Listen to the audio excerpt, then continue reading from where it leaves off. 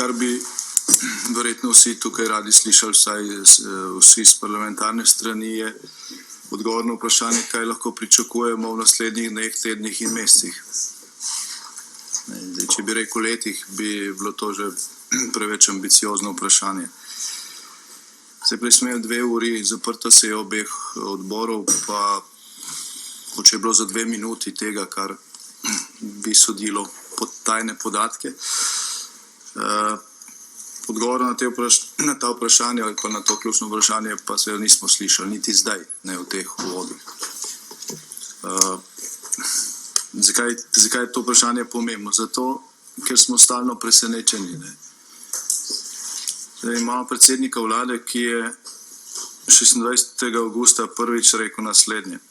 Na morebitno večje število beguncev smo pripravljeni. Potem je prišel prvi val in smo videli, kako smo bili pripravljeni. Zdaj, to je ponovil še bolj odločno 2 dni kasneje. 1. septembra ga je dopolnila ministrica za notranje zadeve, ko je rekla, vsi begunci, ki bodo prišli v Slovenijo, bodo varnostno preverjeni, na vse smo pripravljeni. Potem je bil tisti prvi val, ko so imeli kaos na južni meji in ko sta nas rešila Madžarska in Hrvaška. In po tistem je predsednik vlade spet dejal, dokazali smo, da je Slovenija organizirana in pripravljena. Ni razloga, da bi kdo na naši meji postavljal žice ali ograje. Dokazali smo, da znamo obvladovati te tokove in se dobro sporazumeti s sosedi. Zdaj, kaj od tega držalo, sami presodite.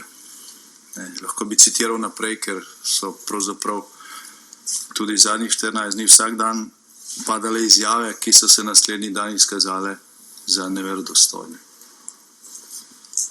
Mogoče je to tudi razlog, da zdaj po 2 oziroma skoraj 3 urah razprave še nismo slišali odgovor na vprašanje, kaj lahko pričakujemo v naslednjih dneh. Glede na to, da prav zdaj pošiljamo nov kontingent na Kosovo, je očitno ocena, da se bo situacija umirila. Jaz vem, da ima tukaj mednarodne obveznosti, ampak kaj kdo razmišlja o tem, da bi pač teh nekaj 100 vojakov zadržali doma v tem času, glede na to, da se na Kosovu nič ne dogaja, ali pa bi nas mogoče tam kdo drug nadomestil. Skratka, pomanjkanje neke ocene, na podlagi katere je pač možno ravnati nekoliko bolj dolgoročno kot iz ure v uro ali pa iz dneva v dan, je po mojem mnenju naš ključen problem. Tudi od pristojnih služb smo slišali zelo malo elementov, ocene sploh ne, ampak zelo malo elementov, na podlagi katerih bi lahko presodili, kaj se bo dogajalo. Mi smo več zvedli predvčerajšnjim na Odmevih nacionalne televizije, ko je iz Lesbosa poročala Karmen Švegla. Tam so bili bolj natančni podatki, na podlagi katerih se lahko tudi Slovenija pripravi na naslednje dni. Rekla je, lahko sedim v restauraciji in opazujem čolne, ki pristajajo na obali. Govorim z organizatorji teh prevozov iz turške obale, ki se vidi iz Lesbosa, se pravi, gre za kratko razdaljo. In pravi, da se pripravlja na zimsko obdobje z pokritimi čolni in tako naprej. Zdaj, na podlagi teh informacij, ki jih od naših služb nismo slišali, tako konkretno, očitno tudi vreme, na kar so mnogi računali, ne samo pri nas, ampak tudi v Evropi, tega vala ne bo zaustavilo, ga bo oslabilo verjetno, ampak potem prihajajo spet pomladni meseci. Letošnje leto je ta val začel zelo naraščati aprila in tudi naslednje leto malo v koledarju april, ko se vreme, bom rekel, dokončno ustali. Čeprav to ni bil glavni motiv tle. Tako da, kaj lahko pričakujemo? Slišali smo prej, pa tudi v medijih, včeraj ali predvčerajšnjem, predvsem včeraj, kako je Slovenija spet na vse pripravljena, kako so pripravljeni ukrepi, ki se bodo aktivirali, če bo potrebno. Prej smo sedeli 2 uri na zaprti seji in na večkrat ponovljeno vprašanje mojih kolegov, kateri so ti ukrepi, nismo slišali niti za enega. Še največ napora je bilo vloženo v to, da se ne izgovori beseda ograja.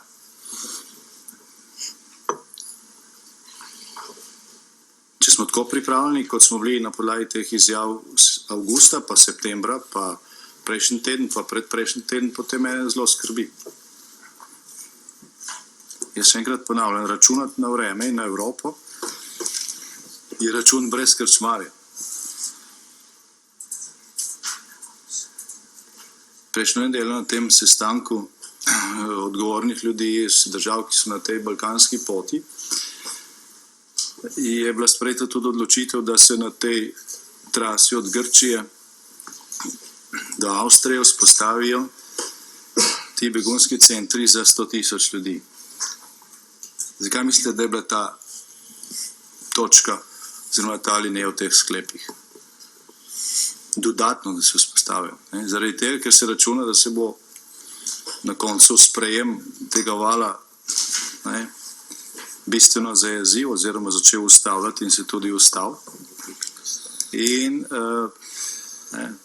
vsak pameten zna zračunati, da kaj se bo zgodilo vmes. Zato je bila ta točka v teh sklepih. S tem, da je bistveno preoptimistično. Še posebej tisti prvi del, ki naj 50.000 spostavili Grki. Zdaj to, če kdo misli, da se na tem kaj resno dela, glede na situacijo, ki sicer je v Grčiji, glede na to, da so ministri grške vlade prej ta val spomladi sploh začel javno na televiziji grozili Evropi, da bodo prepravili Evropo z begunci. In zdaj to delajo isti ljudje, ki tudi po teh volitvah sedijo v grški vladi. Kdo računa na njih, da bodo zajezili ta val, to rekel, ni samo naiven, ampak je nevaren za to našo situacijo.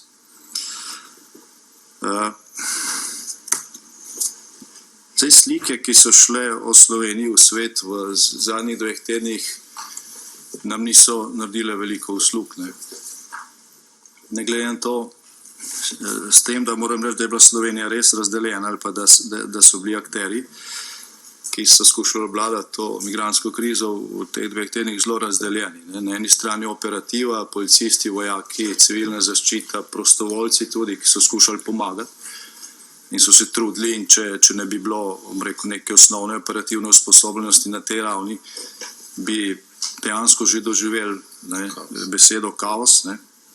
Jaz se zaenkrat za to situacijo, ki imamo, še ne bi uporabljal, ker bomo izčrpali besede, ki so primerne za opis situacije, ko bodo še prišli takšni dnevi.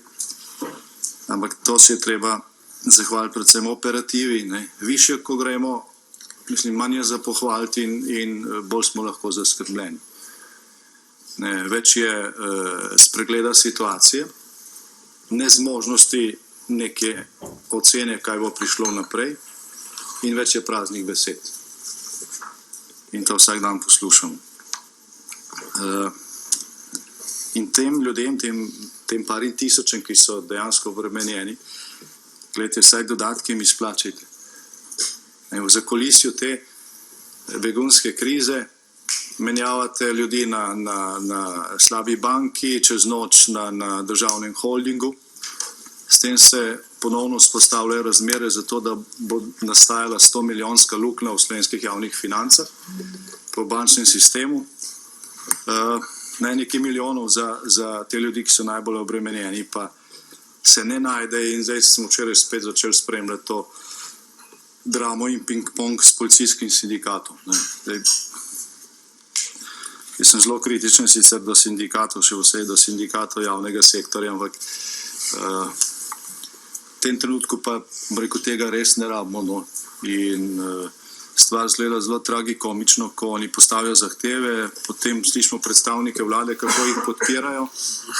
Stvar se pa ne reši. Zdaj, če jih vsi podpirate, jaz ne vem, na koga naslavljate te zahteve. Mi jih tudi podpiramo, ajde. kdo jih potem ne uresniči. Tako da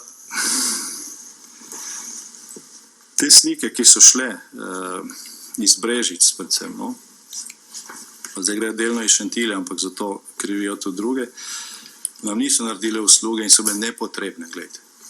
Nepotrebne.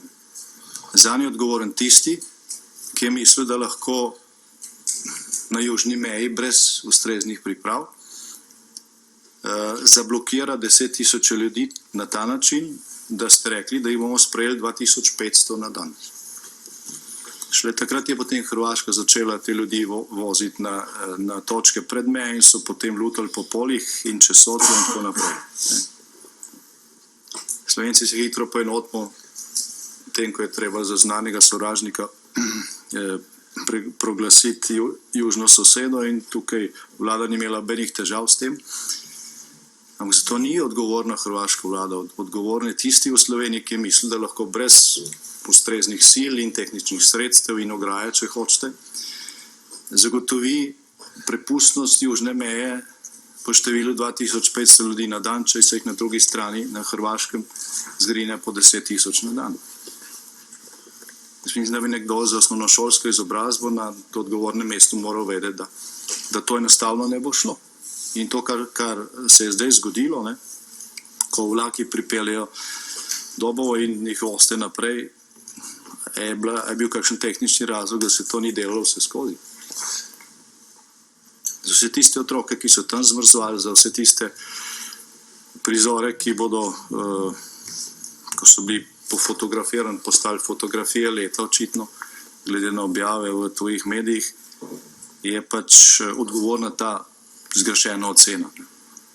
Kljub temu, da se je vedelo, kako te stvari v naravi tečejo, kljub temu, da bi lahko kdo šel pogledati v te centre na hrvaško srpski meji ali pa srpsko-makedonski meji ali pa makedonsko-avstrijski meji, če se ni dalo že iz samih poročil pa iz medijev razbrati, kako stvari tečejo in bi se bilo treba pač na to drugače pripraviti. Tudi neposredno smo opozarjali na to situacijo, na to, kako je treba ravnati, ampak je bilo vse preslišano. Zdaj,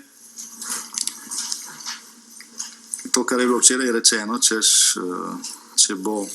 če Evropa dejansko ne bo zaustavila tega vala, pa bo situacija se poslabšala, imamo pripravljene ukrepe, ki bodo situaciji parirali.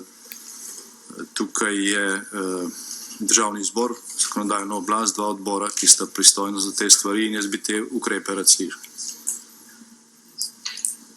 Mislim, da bi tudi slovenska javnost rada slišala. Ne?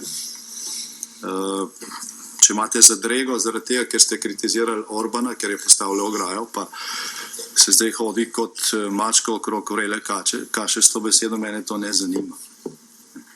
To je vaš problem. Ne samo vaš, je tudi problem, rekel, številnih drugih držav, ki so to podcenjevale. Kljub temu, da smo enako situacijo spremljali v Španiji, pa nas ni zanimala, pa v Bolgariji, pa nas ni zanimala. In to ni izgovor za to, da mi danes tukaj ne bi slišali, kjer ukrepi so pripravljeni, če se bo ta situacija nadaljevala naprej. Tudi če bo zima delno omejila ta val, ni možno pričakovati, in kljub temu sestanku, ki je danes na Dunaju, ni možno pričakovati, da se bo situacija v Siriji umirila. Poleg tega pa mislim, da vlada razpolaga z oceno SID centra oziroma Evropske unije, ki je bila izdelana že pred tedni in kateri piše, da se je val, ki je bil na začetku begunski val pretežno, drastično spremenil v begunsko-migrantski val, da se na neko traso, ki se je odprla zaradi tudi napačnih vabil, z napačnih strani, priklopilo na 10, na 100 tisoč ljudi, ki niso begunci, ki ne izpolnjujejo pogojev za azil, ampak ker so tukaj enostavno začutili priložnost. Z njihovega vidika jim ni možno nič očitati, ne, vendar pa sta tukaj dve strani. Zdaj smo vam reči, da glede na to, kar sem slišal danes, pa kar vem, v Sloveniji ne vemo, koliko tega vala, ki gre čez nas, je begunskega in koliko je migrantskega. Zdaj, kljub tej kategorični izjavi ministrice, ki je dala v septembru, da bodo vsi begunci, ki gredo čez Slovenijo, oziroma kada prišli v Slovenijo, varnostno preverjeni. Jaz mislim, da se to niti slučajno ne dogaja, ker to v tej situaciji najbrž niti ni možno in je brez veze blefirati. Varnostno lahko se nekoga preveriš, če veš, kdo je, ne? Ali pa če vsaj ugotavljaš identiteto. Če ga samo vprašaš, kako se piše, in potem jih polovica reče, da so rojeni 1. januarja. Ne? Na Hrvaškem so pa rekli nekaj drugega, pa kar so se takrat spomnili, ne? Boš brez zbiranja biometričnih podatkov ali pa, če hočete, prstnih odtisov, ne samo ti težko to preveril, ne? Ampak boš tudi naprej dal podatke, ki ne bodo služili ničemer. Tudi avstrijski organi ne bodo mogli na podlagi teh podatkov nič narediti. Najbrž mi dobijamo, rekel, podobno ali pa še slabšo situacijo iz sosednje države, ne? Ker je še število problem. Tako da, gledajte, ne govoriti stvari, ki ne držijo, ker javnost ni tako naivna, ne? Da ne bi znala sama zračunati. Prej je bilo postavljeno vprašanje ministrici za notranje zadeve in direktorju policije, koliko od teh 107 000 ljudi, ki so bili vsi varnostno preverjeni, kot pravi ministrica, za koliko teh ljudi imamo prstne odtise? Prej direktor policije ni odgovoril, ministrica sploh ne, se pravi, ali je ta številka zanemarljiva, ali jo pa ne veste. V obeh primerih je odgovor na dlani, skratka, ti ljudje niso varnostno preverjeni. Takšnega števila se najbrž ne da. Samo to ima svoje posledice, bo imelo svoje posledice. In če imate to številko, jo prosim povejte. Zdaj, druga nepojasnjena številka, ki je tudi pomembna, je razlika med podatki, ki se pojavljajo, tudi uradnimi, o tem, koliko migrantov je v Slovenijo vstopilo in koliko jih je izstopilo. Zdaj, če bi šlo tukaj za nekaj 100, ne, to ni problem, ampak tukaj se včasih številka razlikuje tudi za več kot 10 000. Ko se šteješ število ljudi, ki so vstopili, število ljudi, ki so izstopili in število tistih, ki so še pri nas, nastajajo velikanske razlike. Zdaj, prešteti se jih pa mislim, da se jih da, ne. Tukaj pa ni stvar ista kot pri prstnih odtisih.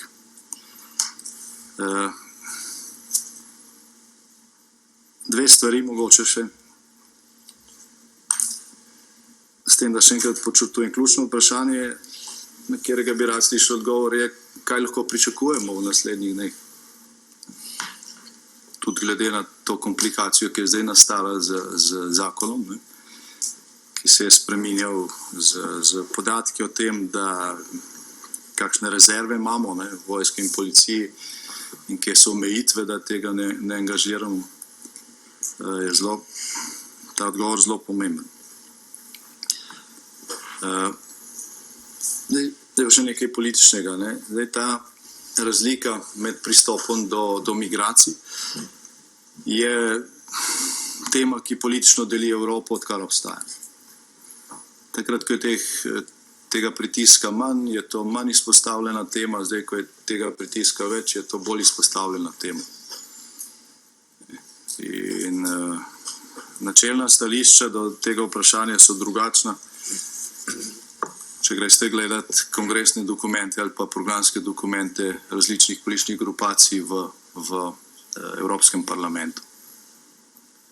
Za evropske socialiste je prihod migrantov prihod volivcev in imajo to tudi jasno definirano v svojih programih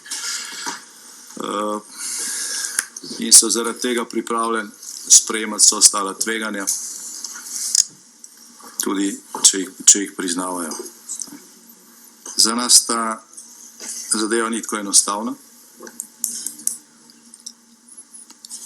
In trenutno je Evropa razdeljena glede tega vprašanja, poleg tega, da je razdeljena na države, ki ta problem čutimo, in na države, ki tega problema ne čutijo in se do tega problema drugače obnašajo, tudi politično, se pravi na države, kjer so vlade, ki ta migracijski val obravnavajo kot priložnost, ne, in to potem zavijajo v razne, humanitarne formulacije.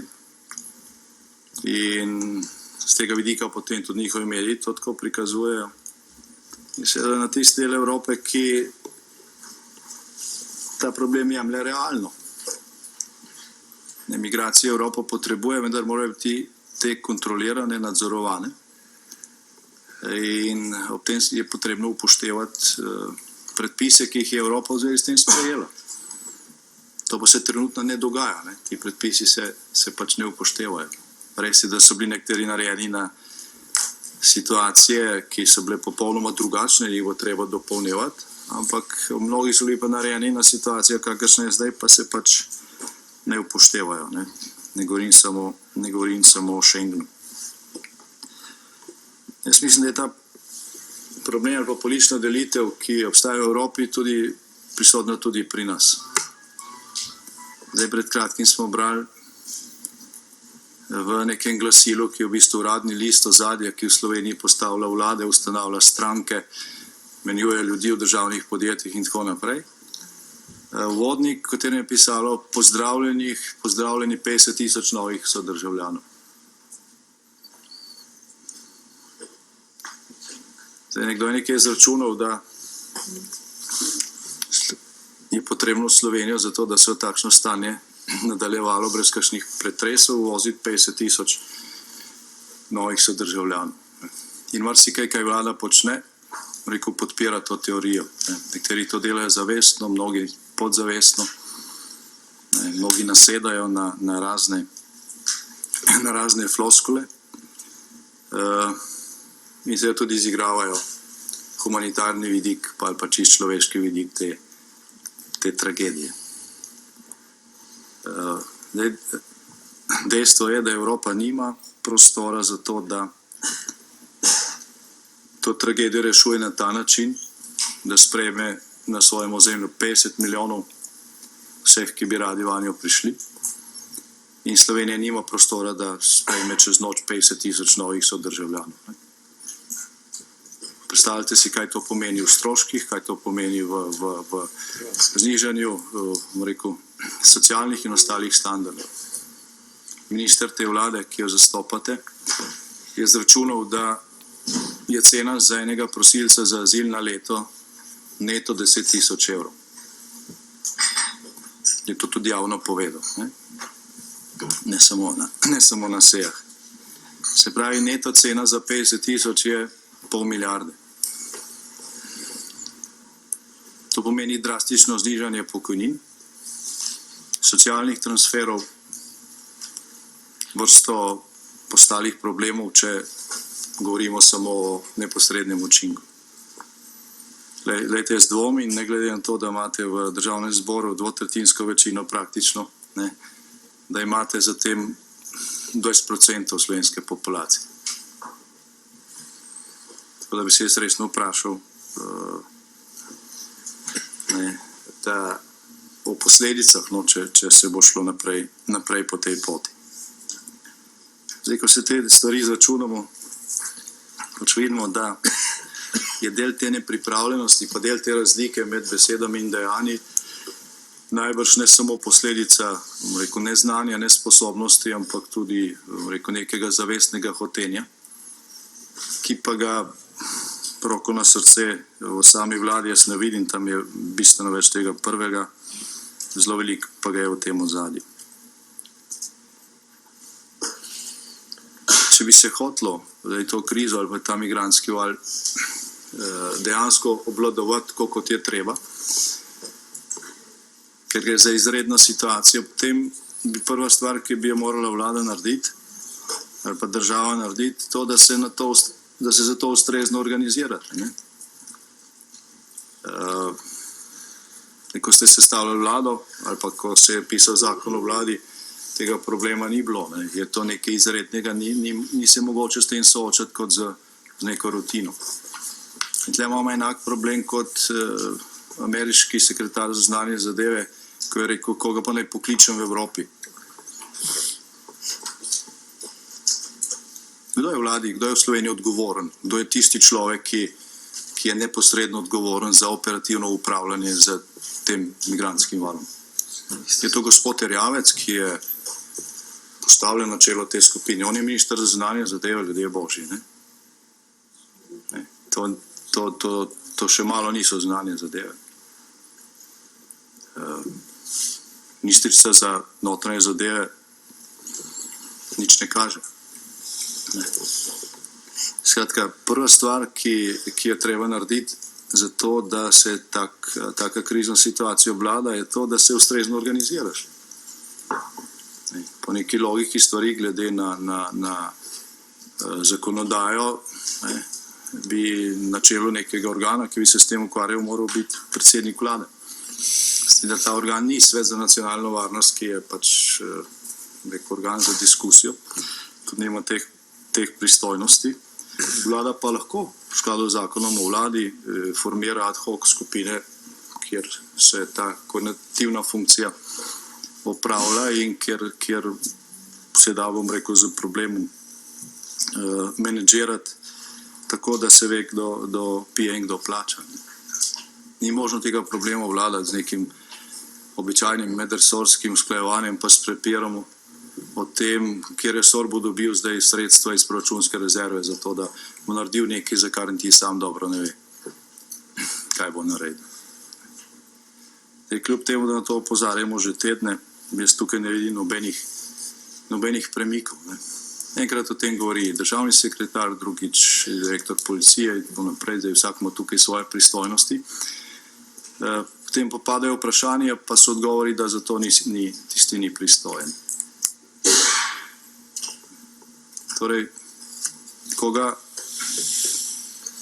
lahko, zdaj tukaj vas je veliko, tudi prej, je bila takšna množica na zaprti seji, da bi lahko z njo skoraj okrepili te naše sile na južni meji. Za prihodne sestanke in razprave na to temo bi si jo želel enega sogovornika, ki bo imel pregled nad situacijo, ki bo vedel, kaj lahko pričakujemo jutri, ker se bodo zbirale informacije in ki bo nenazadnje tudi slovenski javnosti znal povedati, kaj lahko pričakuje v naslednjih dneh in na kaj smo pripravljeni. Ker tega ni, vas je tukaj veliko, vseeno predlagam, da skupnimi močmi skušate dati odgovor na to, kaj lahko pričakujemo v naslednjih dneh, naslednjih tednih in v naslednjih mesecih.